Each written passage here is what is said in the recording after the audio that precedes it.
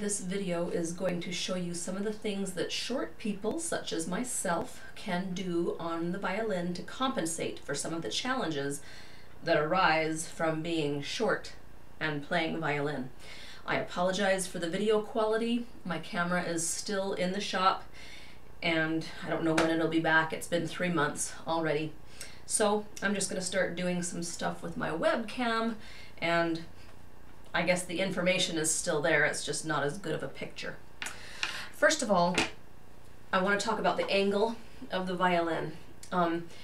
Taller people tend, okay, I'm standing straight on with to the camera. Taller people tend to have their violins out to the side more. They can do that because their arms are long and they need to open this space up so that they have room to move those long arms. If a short person has their violin out here where a tall person normally holds it, their bow will never be able to be straight out at the tip. That's on the A string. On the G string, forget about it. Okay, so I learned this when I sat with a tall violinist for years, and whenever he was on the outside and I was on the inside, I felt so crowded, and I realized it's because his scroll was in my mouth. And I got to studying his position versus my position, and that's when I realized he's tall. He holds his violin out here. I'm short. I hold my violin out to the front. That brings the violin into a more manageable angle for my bow to be able to go all the way to the tip and still have a straight bow at the frog. And even that is not easy, but watch what happens when I move the violin out. You see how crooked my bow goes? Straight, crooked, straight, crooked. Okay, so positioning of the violin is going to be more toward the front. Then there's also the issue of the tilt of the violin.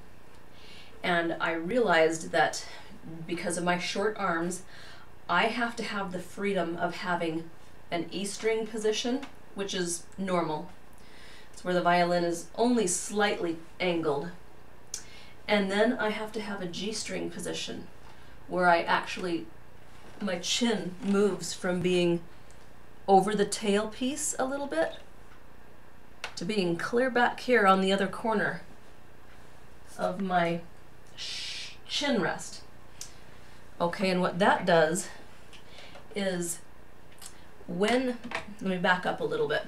When a short person is holding their violin out to the front, that adds more work onto the shoulder having to reach around, especially on the G string. We all know the G string takes more physical effort, whether you're short or tall. But when you hold it out to the front, that's even more so than when you're out to the side. So short people have to contend with that. When I have an extensive passage that is on the D and the G string, I will actually change my violin posture so that it's down further on my chest. Here's normal.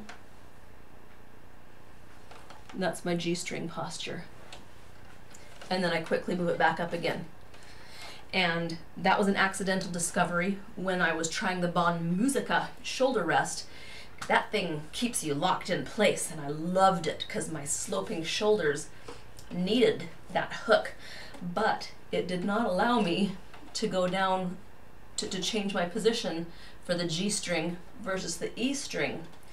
And so at the end of a 3-hour opera, my arm was killing me, my neck was sore, and it was because I was having to twist around only by my shoulder without assisting myself. So those are 2 small, simple things that you can do as a short person. Bring your violin out more to the front and get a shoulder rest. If you use a shoulder rest, get one that allows you to make small adjustments. I can make them in a split second right in the middle of a passage, and it allows me to just save my joints and work less hard. Okay, hope that was helpful, and I hope I get my real camera back soon. See you next time.